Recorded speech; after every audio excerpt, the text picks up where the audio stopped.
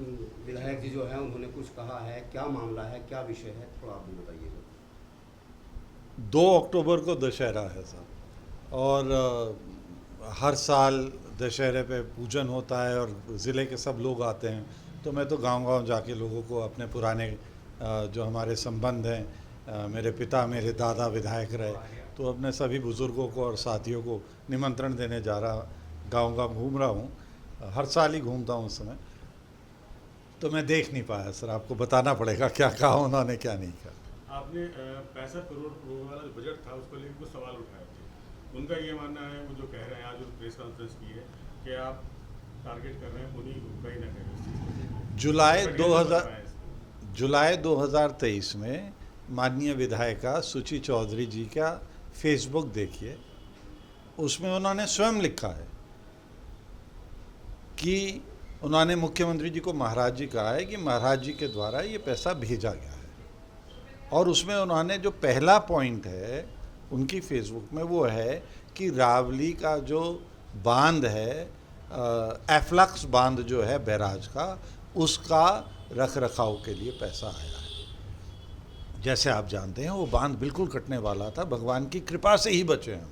मैं बहुत बहुत बधाई देना चाहूँगा प्रशासन को और सारे विभाग और उन गांव वासियों को जिन्होंने दिन रात मिलकर, उन गरीब बेचारे बंगालियों ने जिन्होंने दिन रात एक करके और इसे रोक दिया, गंगा जी को रोक दिया। नहीं तो ये अगर बांध टूट जाता साहब तो पानी कहाँ तक आता है इसकी हम कल्पना कर सकते, कितना नाश होता है इसकी भी हम कल्पना नहीं कर सकते। तो इस वजह से ये प्रश्न उठाना कि आखिरकार सरकार के द्वारा, मुख्यमंत्री के द्वारा चिंता जताई गई थी, उन्होंने ये पैसा भेजा था। उन्होंने तो अभी कुछ दिन पहले ये भी आदेश दिए हैं कि इनकी निगरानी की जाए, जितने भी डैम हैं हमारे, जितने भी बांध हैं हमारे, इनकी निगरानी रखी जाए, कहीं ये कहीं टूट ना जाए। तो मुख्यमंत्री और सरकार सचेत है। प्रश्न ये है कि जो मुख्यमंत्री के आदेशों का क्रियान्वयन कर रहे हैं ज़मीन पर, ज़िले में, उन्होंने ये कार्य क्यों नहीं किया? बाढ़ नियंत्रण विभाग ने ये कार्य अभी तक क्यों नहीं किया? बैराज के जो रख रखाव का कार्य कर रहे हैं, ये उन्होंने कार्य क्यों नहीं किया? ये प्रश्न उनका है, मैंने तो किसी का नाम नहीं लिया। ये प्रश्न उनका है। कहाँ से हमें सूचना मिल रही है? माननीय विधायिका खुद अपनी फेसबुक पे लिख रही हैं। तो ये सवाल जवाब माननीय विधायिका दें, माननीय विधायिका दें ना ये सवाल जवाब। हमारे ज़िले के इस समय सबसे सीनियर विधायक अशोक राणा जी हैं। आप सब पत्रकार लोग हैं, बड़े सचेत हैं, सब राजनीति जानते हैं, समझते हैं। मैं आप सबसे एक चैलेंज से सवाल पूछता हूं और आप जवाब नहीं दे पाएंगे। अशोक राणा जी की पत्नी का नाम बताइए। 89 में विधायक बन गए थे, अशोक राणा जी की पत्नी का नाम क्या है? ये फैमिली की कोई दुकान या कारोबार नहीं है सर। जो होता है विधायक, काम उससे लिया जाता है, प्रश्न उससे पूछा जाता है, काम उसे करना पड़ता है, क्योंकि कोई केवल वो ही अधिकृत है विधानसभा के अंदर जाने के लिए, केवल वो ही अधिकृत है भारतीय जनता पार्टी की बैठक में अंदर आने के लिए। ये तो ज़िले की बैठक में आप वैसे घुसे जाएं बिना बुलाए तो वो अलग बात है, मगर प्रदेश कार्य समिति में आप परिवार का सदस्य एंट्री नहीं कर सकता। जो प्रदेश कार्य समिति का सदस्य होगा या विधायक होगा वो ही जाएगा। तो ना ये पार्टी की परंपरा है, ना ये सरकार की परंपरा है कि सारा परिवार बोलने लगे। तो आप ये कह रहे हैं कि विधायक प्रतिवाद प्रेस कॉन्फ्रेंस नहीं करनी चाहिए? सबको करनी चाहिए, मगर वो आप खुद ही जवाब दे रहे हैं कि वो प्रेस कॉन्फ्रेंस इसलिए कर रहे हैं क्योंकि वो पति हैं। तो ये पतियों का कब से इसमें कब से परिवार का जोड़ हो गया, हमें तो समझ में नहीं आया। यानी कि उनकी आज की पीसी करना जो है पार्टी का संविधान उसके विपरीत है। निश्चित रूप से परंपरा के और नियमों के मैंने तो कभी नहीं देखा सर कि प्रदेश अध्यक्ष की पत्नी आ रही हैं या प्रदेश अध्यक्ष के पुत्र आ रहे हैं बैठक में। आज बड़े गंभीर आरोप भी लगाए, बहुत अच्छा गंभीर आरोप लगाए। दूसरी बात उन्होंने ये भी कहा, आपके जो आपके सपोर्टर हैं, कुछ सोशल मीडिया पर कुछ कमेंटबाजी हुई होगी कि अपनी सुरक्षा बढ़ा लें, सचेत रहें, इस तरह की बात आपकी जानकारी में आई है या नहीं? पहली बात तो ये है सर कि मेरा कोई सपोर्टर नहीं है। मैं 91 से भारतीय जनता पार्टी का कार्यकर्ता हूँ और मेरी पार्टी के जितने भी कार्यकर्ता हैं वो सब समकक्ष हैं। कुछ समय के लिए पार्टी हमें सिर्फ व्यवस्था चलाने के लिए कोई पद दे देती है। मैं भाग्यशाली हूँ सर, मैं एमपी बना, मंत्री बना, एमएलए बना, बार बार ये पद मुझे मिले। जब नहीं होते तो हम सब समकक्ष कार्यकर्ता हैं, हम में से कोई बड़ा नहीं है, कोई छोटा नहीं है। कुछ दिनों के लिए सिर्फ व्यवस्था के लिए हमें बड़ा मान लिया जाता है, केवल व्यवस्था चलाने के लिए। तो क्या आप सुरक्षा बल मेरा के- कोई कार्यकर्ता नहीं है सर, हम सब भारतीय जनता पार्टी के कार्यकर्ता हैं। और केवल भारतीय जनता पार्टी के कार्यकर्ताओं को नहीं, ये तो हर बिजनौर के वोटर को, हर ज़िले के वोटर को, हर प्रदेश के निवासी को ये हक है कि वो पूछे कि ये 65 करोड़ रुपया जो माननीय मुख्यमंत्री जी ने यहाँ के गरीब किसानों के लिए भेजा था, उनकी भूमि कट रही है, उनकी कृषि भूमि कट रही है, उनके घर बह जाते हैं, उनके गांव बह जाते हैं कट कट के, ये क्यों नहीं लगा? कार्य के नाम पर हमें दिखाया जा रहा है एक प्लास्टिक की चद्दर, वो फट चुकी है, 1 साल पहले लगी थी, अभी फट गई है। उसे कह रहे हैं ये जियो ट्यूब है। साहब कुछ ही नाम दे दीजिए, वो फटी क्यों 1 साल में? जो 20 साल पहले मेरे टाइम पे ठोकर लगाई गई थी, जिसे इंग्लिश में कहते हैं बोल्डर स्टड, वो आज भी खड़े हुए हैं। वैसे बोल्डर स्टड क्यों नहीं लगे?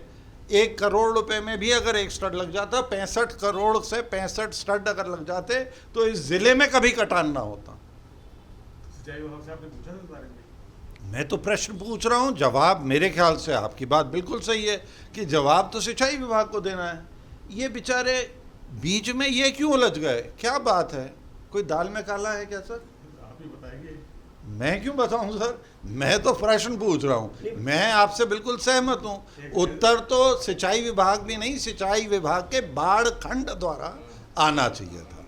ये बाढ़ खंड का काम है, सिंचाई का नहीं है। ये तो सिंचाई विभाग के जो बाढ़ नियंत्रण का काम है, उसमें जो अधिकारी हैं, कुछ मुरादाबाद में बैठते हैं, कुछ धामपुर में जो यूनिट है वो मेरे ही द्वारा खुलवाया गया था जब मैं मंत्री था। ये उन्हें देना चाहिए जवाब।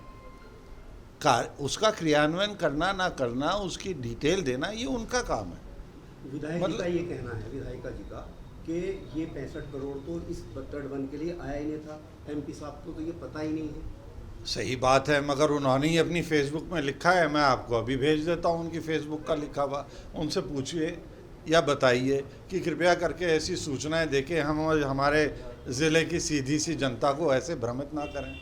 अगर नहीं भेजा था और अगर ये काम नहीं था तो उसमें पहला बिंदु लाल लिखा, लाल स्याही से लिखा हुआ है, पहला बिंदु लाल इंक से है, बैराज के तटबंध का रखरखाव। मैं आपको भेज दूँगा। आज की प्रेस कॉन्फ्रेंस के बाद क्या आप हाईकमान से कुछ शिकायत वगैरह करें, कोई नाराजगी है इस बात को लेकर? ये प्रेस कॉन्फ्रेंस तरह के नहीं करनी चाहिए लोगों को? हमें काम से मतलब है। माननीय मुख्यमंत्री जी द्वारा जो एक भी पैसा भेजा जा रहा है वो जनता के काम में, जनता के सदुपयोग में, गरीबों के लिए लगे, क्योंकि उन्हें गरीबों की चिंता है। ऐसा ईमानदार प्रधानमंत्री और मुख्यमंत्री ना देश ने कभी देखा, ना कभी देख पाएगा। मुख्यमंत्री जी की बहन एक चाय का ढाबा चलाती हैं हाईवे पे उत्तराखंड में। प्रधानमंत्री जी की माँ जब आखिरी बार वोट डालने गई तो वो साइकिल रिक्शा से गई। ऐसे ईमानदार प्रधानमंत्री और ऐसे ईमानदार मुख्यमंत्री का काम, उनका दिया हुआ पैसा यहाँ ज़मीन पर ना पहुँच पाए, तो ये हम सब भारतीय जनता पार्टी के मतदाताओं की, वोटरों की और सारी जनता की जिम्मेदारी है कि हम इस पे शासन की और सरकार की नज़र डलवाएं। मैं निश्चित रूप से जांच की मांग ऊपर तक करूंगा और मुझे पूरा विश्वास है इस काम में जांच होगी। एमपी साहब अच्छा, आप- विधायक पति जी ने कुछ निजी हमले भी किए हैं आप पर। भगवा वस्त्र पर भी कहा है कि रावण की संज्ञा दी है आपको कि रावण भी पहनता था भगवा वस्त्र और वो जनता को बरगलाने का काम करता था। तो इसके बारे में आप क्या कहेंगे? इस बारे में मैं तो साहब बहुत सालों से भगवा वस्त्र पहन रहा हूँ। एक बात है, ये कुर्ता पहन रहा हूँ। दूसरी बात ये है कि मैं समर्पित कार्यकर्ता हूँ। ये तो अभी आए हैं पार्टी में, 2017 के चुनाव में आए हैं। 2017 में जिन वजहों से ये आए गए वो पूरा गांव जेल में पड़ा रहा। आज भी इनसे चंदा वसूला जाता है वकीलों को पैसे देने के लिए। वकील कौन है ये भी सबको पता है। वो इस बात पे भी कह है रहे ना। थे कि- गांव वालों से पूछिए साहब, जो जेल में भी पड़े रहे 3 साल तक और चंदा भी जमा कर करके इन्हें देते रहे, इनकी बेल हो गई और गांव वाले अंदर ही पड़े रहे हैं जी। ये पेदा कांड से लाभ किसका हुआ ये सबको नजर आ रहा है। ये उनका ये भी कहना था प्रेस कॉन्फ्रेंस में, आप मुख्यमंत्री कार्यशैली पर सवाल उठा रहे हैं। मुख्यमंत्री ये की कार्यशैली पे तो कोई मूर्ख ही सवाल उठाएगा, और मेरे जैसा समर्पित कार्यकर्ता जिसने, उन्होंने बिल्कुल सही बात कही, जिसने अपना रंग भी पार्टी के आज से नहीं इतने सालों से एक ही रंग का कुर्ता पहन रहा हूँ, जब ऐसे व्यक्ति पे ये प्रश्न उठा रहे हैं तो मैं इनका ऐसे लोगों का जवाब देना भी उचित नहीं समझता। और जो अन्य बातें उन्होंने कही हैं कि अपनी सिक्योरिटी बढ़ा लो, ऐसी धमकी देना मेरी पार्टी की ना परंपरा है, ना मेरी पार्टी की नीति है, ना मेरी पार्टी का संस्कार है। इन्हें फिर से सोचना चाहिए, शायद ये गलत पार्टी में आ गए। अगर ऐसी भाषा का इस्तेमाल करना था तो और बहुत अन्य दल हैं, हमारी पार्टी को तो क्षमा करें। इंदौर सीट से दावेदार हैं अगली बार चुनाव में? ये तय हाईकमान करेगा। हमारा काम अपनी पार्टी की नीति रीति नीचे तक पहुंचाना है। पार्टी के द्वारा भेजा गया जो धन है वो घर घर तक पहुंच पाए, जन जन तक पहुंच पाए, इसकी चिंता हम निरंतर करते रहेंगे। दावेदारों की लिस्ट में आपका नाम होगा या नहीं? ये भी पार्टी तय करेगी। दावेदार चाहे जितने बन जाएं सर, टिकट किसे मिलेगा ये हाईकमान तय करता है। सेंट्रल पार्लियामेंट्री बोर्ड तय करता है जो कि दिल्ली में बैठता है। उसका कोई लेना देना इन गरीबों से नहीं है। कृपया करके अपना ध्यान जब यहाँ घूमें तो यहाँ पर लगाइए, इनकी समस्याओं पर लगाइए। ये जो पैसा 65 करोड़ गायब हुआ है इसका जवाब दें, इसका जवाब लें, सब मिलके इस पर काम करें। क्यों नहीं लगा? कभी कहते हैं पैसा वापस हो गया, घर आई लक्ष्मी क्यों लौटी? सरकार से पैसा लेना इतना कठिन है, ये आपने आधे से ज़्यादा धन क्यों लौटने दिया? क्यों नहीं अन्य प्रोजेक्ट हुए थे तभी सैंक्शन जो थे वो पूरे क्यों नहीं किए गए? ये वापस क्यों लौटा? ये चिंताएं क्यों नहीं, हम इन पर क्यों नहीं चर्चा कर आप रहे? जांच की मांग करेंगे? निश्चित रूप से कर रहा हूँ और इस पे ऊपर तक जाके करेंगे और करवाएंगे और दोषियों को दंडित करवाएंगे। कल मंत्री जी आ रहे हैं। कौन से मंत्री? स्वतंत्र देव। हाँ, निश्चित रूप से उनसे भी कहेंगे और मैं आपको विश्वास दिला रहा हूँ कि जांच होगी। अच्छा, कहीं ये वजह तो नहीं रही कि आपको जनता चाहती है और उन्होंने बरसाती मेंढक कहा आपको कि आप लोग यहाँ पर टिकट की दावेदारी करेंगे तो उनका टिकट कट सकता है, तो इसलिए आपको बरसाती मेंढक कह के वो बौखला रहे हूँ और आप पर आरोप लगा रहा हूँ? मैं तो केवल इतना कहना चाहूँगा कि साहब, चुनाव हिंदुस्तान में पहली दफ़ा 1937 में हुआ था। वो चुनाव मेरे दादाजी जीते थे, उसके बाद बार बार मेरे पिताजी जीते हैं और उसके बाद मैं भी जीता हूँ। MP भी रह लिए, मंत्री भी रह लिए, विधायक भी रह लिए। आपके जो ज़िला का पुरातत्व अभिलेखन है उसके मुताबिक सहारनपुर का किला 400 साल पहले बन गया।